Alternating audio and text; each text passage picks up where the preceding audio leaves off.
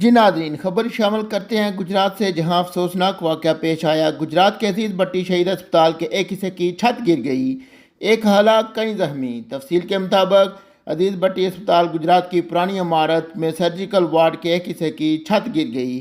मुतअद्दिद अफराद मलबे तले दब गए। रेस्क्यू ऑपरेशन जारी। मुतअद्दिद मरीजों के जख्मियों ने किए। बच जाने वाले मरीज खुले आसमान तले बेयारो मददगार पड़े हैं। वीडियो में देखा जा सकता है कि छत गिरने के बाद अस्पताल में अफरा तफरी फैल गई।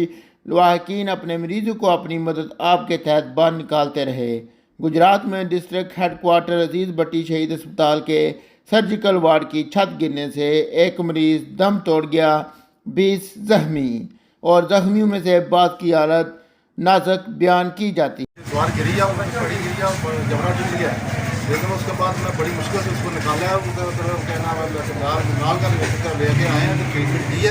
अभी कह रहे हैं कि आप लोअर ले जाए। अभी गरीब आदमी मैं इतना लोने किधर फोन कर सकता हूँ। सब ये कहते हैं मियो अस्पताल लेकर जाए। मियो अस्पताल जाऊँगा, उधर जलीलो मार होगा, फिर बोलेंगे प्राइवेट ले जाओ।